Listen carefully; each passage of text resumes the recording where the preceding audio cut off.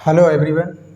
आज हमारी क्लास 5 होगी। ठीक, आज टीचर्स डे था तो बच्चों ने टीचर्स डे मनाया था। आप सभी को टीचर्स डे की बहुत बहुत शुभकामनाएं। तो स्टार्ट करते हैं। हमारा टॉपिक है ट्रिग्नोमेट्री। ठीक, ट्रिग्नोमेट्री एक्सरसाइज थी हमारी एक्सरसाइज 8A। ठीक, कितने क्वेश्चन करा दिए थे हमने कल? 19 तक क्वेश्चन करा दिए थे।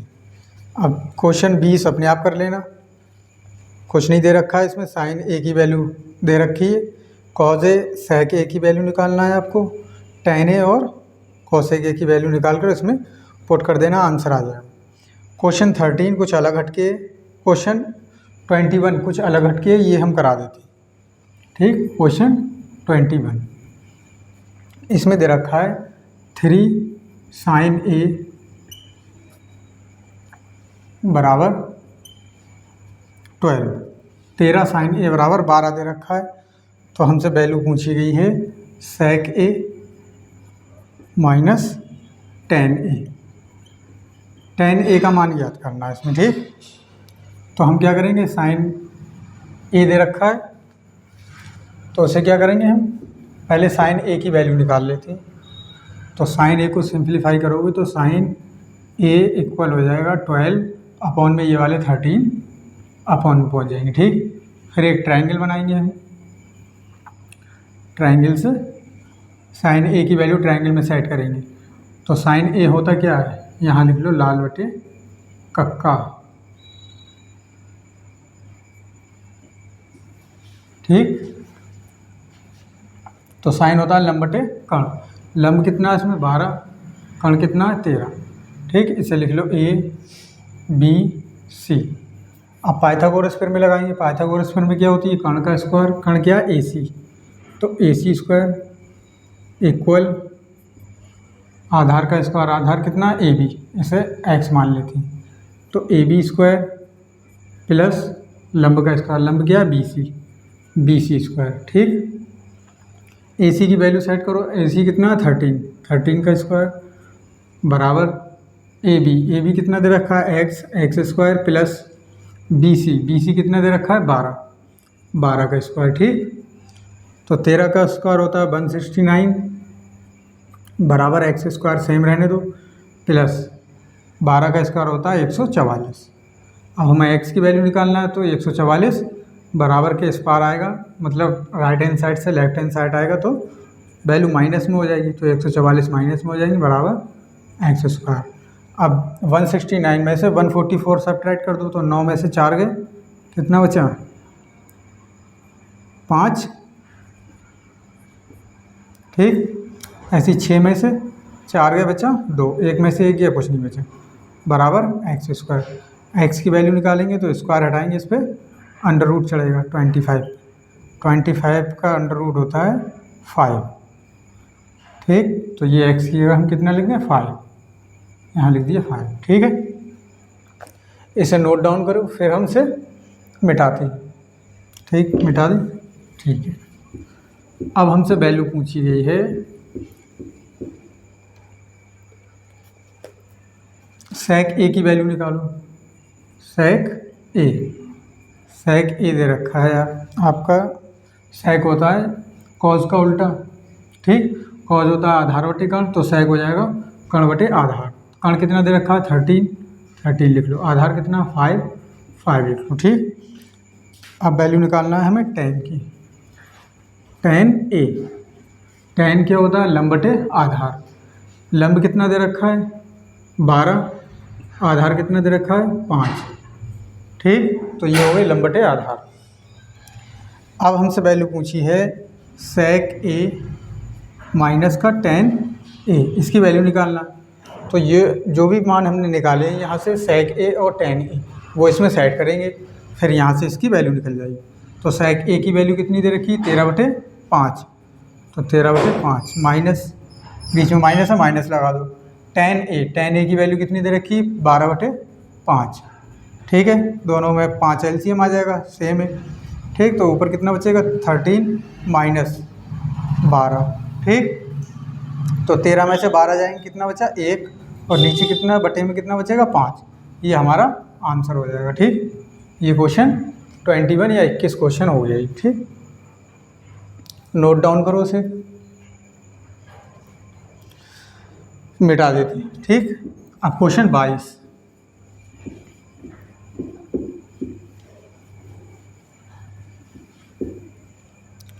Question number 22।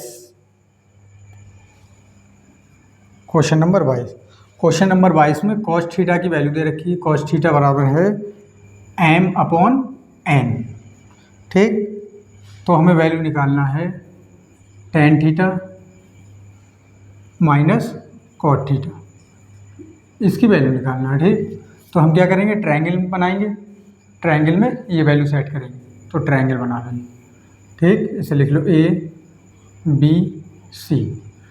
कॉट थीटा होता क्या है, कॉस थीटा क्या होता है, कॉस होता है आधार बटे कर्ण, तो m कितना हो जाएगा आधार, ठीक, कर्ण कितना हो जाएगा n। ठीक है, अब यहाँ पर पाइथागोरस प्रमेय लगाएंगे और लंब की वैल्यू निकालेंगे। लंब को हम क्या मान लेते हैं x, तो पाइथागोरस प्रमेय लगाओ। पाइथागोरस प्रमेय क्या होती है, कर्ण का स्क्वायर कर्ण क्या AC स्क्वायर बराबर आधार का स्क्वायर आधार क्या AB स्क्वायर प्लस लंब क्या है BC, तो BC स्क्वायर। ठीक है, AC की वैल्यू दे रखी है हमें कितनी n, तो n का स्क्वायर लिख लो बराबर AB की वैल्यू दे रखी है m का स्क्वायर लगा लो प्लस BC की वैल्यू दे रखी है x, जो हमने मानी थी x स्क्वायर। ठीक, अब इसकी वैल्यू निकाल लेंगे हम x स्क्वायर की, तो m square left hand side में जाएगा, माइनस का हो जाएगा m स्क्वायर बराबर x स्क्वायर की वैल्यू निकालोगे तो x से स्क्वायर हटेगा और इसमें अंडर रूट चल जाएगा n square minus m square. ठीक, ये x की वैल्यू हो गई। अब x की वैल्यू हम ट्राइंगल में सेट कर देते हैं, जहाँ x दे रखा है वहाँ पर लिख देंगे n square minus m square का अंडर रूट। ठीक, ये वैल्यू है। अब हमें निकालना है tan थीटा कॉट थीटा।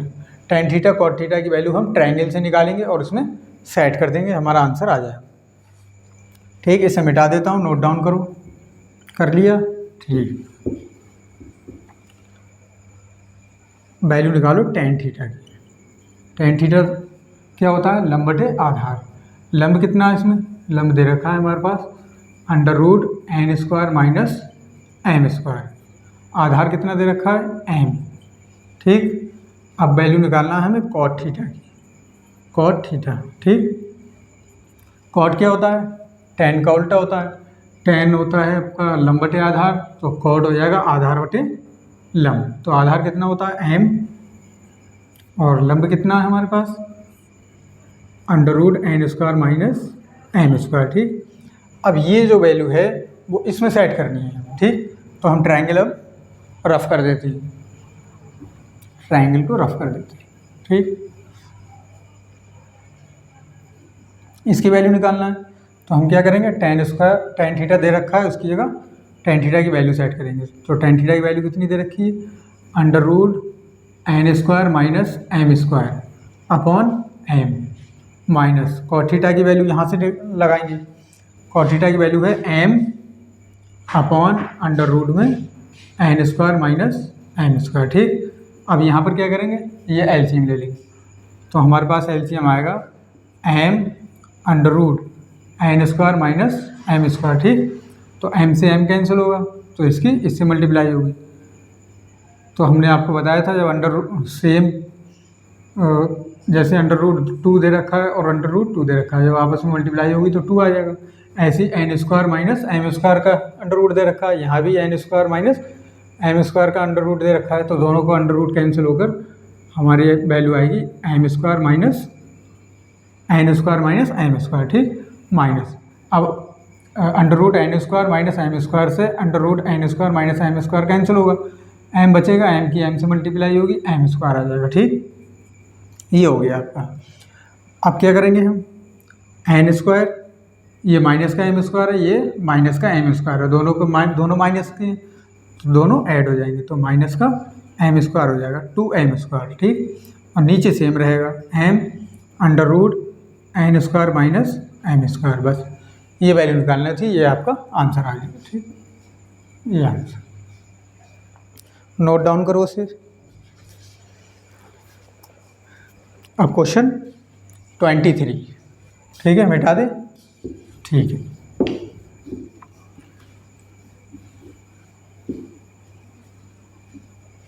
ठीक है, अगर आपको वीडियो समझ में आती है तो प्लीज़ चैनल को सब्सक्राइब करें, वीडियो को लाइक करें और अपने दोस्तों को भी बताएं, जिससे वो भी आसानी से मैथ को सीख सकें।